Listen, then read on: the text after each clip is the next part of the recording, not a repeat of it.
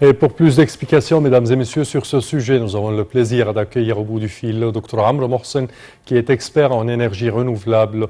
Bonjour, Dr Amr. Bonjour.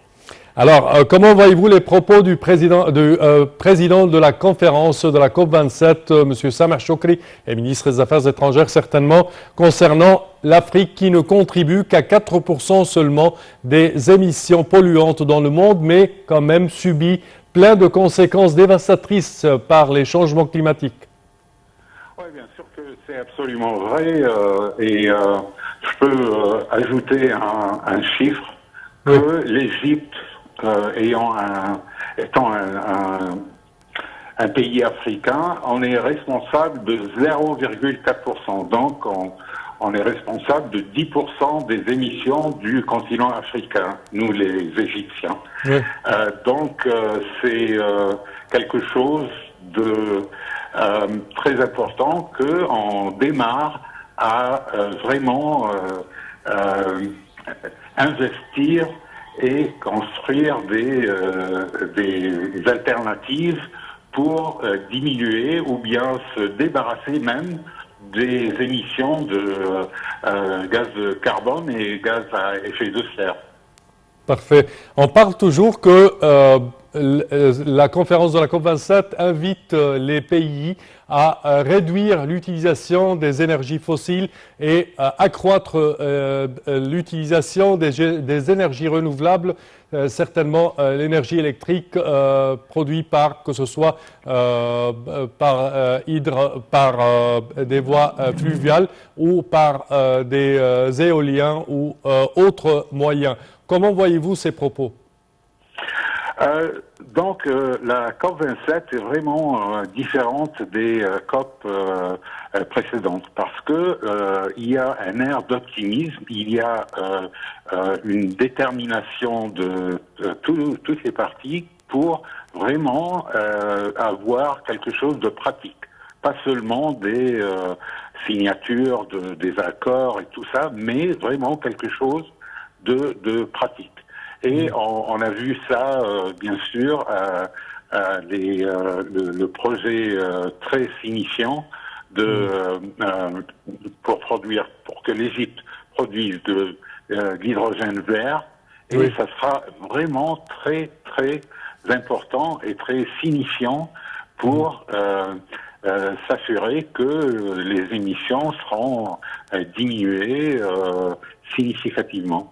Donc, il y a beaucoup de projets, l'hydrogène vert, je vais donner un exemple, mais aussi il y a, on aura plus de centrales comme Binben, solaire photovoltaïque. certainement. Et c'est vraiment quelque chose qui est très, très important.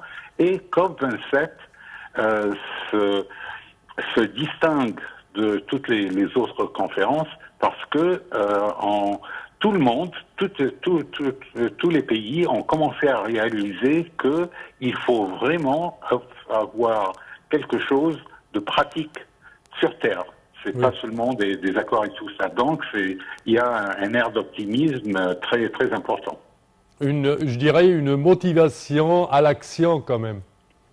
Oui, absolument, parce que même les problèmes de la guerre entre la Russie et l'Ukraine, ça a fait alerter les pays européens que leur dépendance à 40% de leurs besoins sur le gaz naturel russe, c'est quelque chose qui est vraiment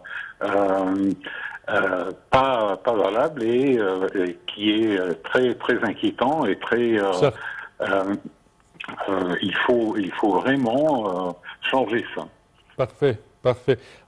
Au cours d'une des interviews que vous nous avez déjà accordées, vous avez mentionné une étude scientifique d'une université allemande, si je ne me trompe pas, qui a scanné le tout de l'Égypte et a parlé que l'Égypte à elle seule peut suffire les besoins du monde entier en énergie 7 fois, si je ne me trompe pas. Oui, absolument, c'est vrai, et c'est à partir de nos ressources solaires. Oui. Alors, c'est quelque chose de très signifiant et on voit qu'il y a des investissements maintenant qui pourraient financer ces projets. Donc, c'est pour cela que je dis que c'est très optimiste et je pense qu'il y aura vraiment un changement sur Terre que tout le monde aurait plaisir de le voir. Oui. Est-ce qu'on peut s'attendre à ce que ce projet se reproduise dans tous les pays africains, étant donné que l'Afrique jouit d'un fort soleil à peu près pour la plupart de l'année? Oui, absolument. Et vous voyez que le continent africain et notre région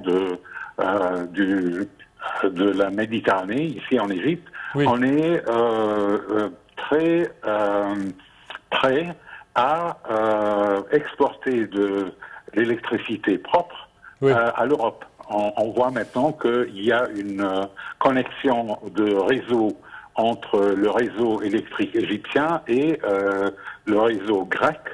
Et bien sûr, le réseau grec fait partie du réseau européen.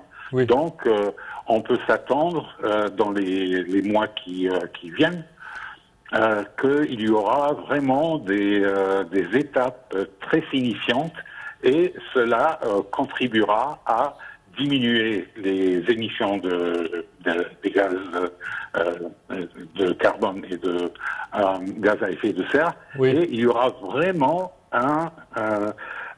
quelque chose de vraiment mieux que ce qu'on voit aujourd'hui.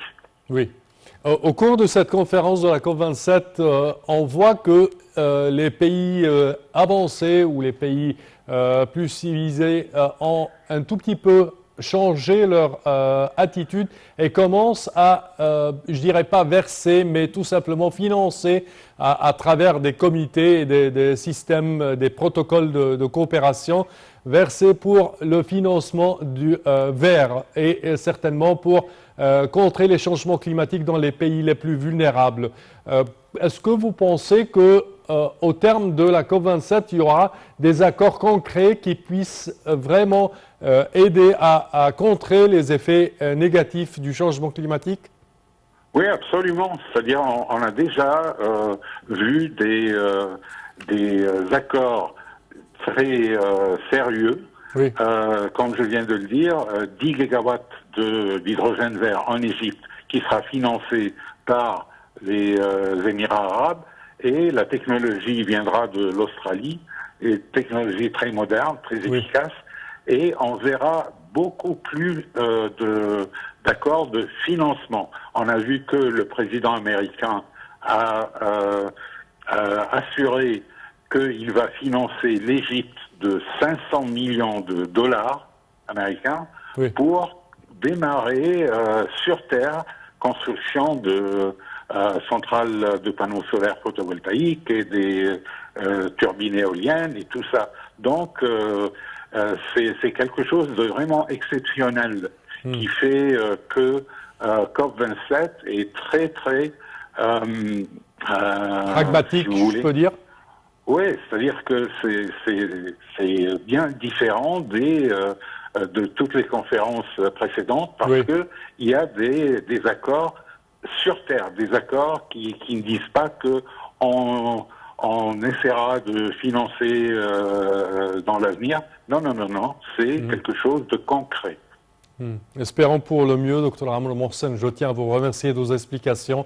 Merci à vous. Je répète que vous êtes expert en énergie renouvelable. Chers téléspectateurs, une petite pause.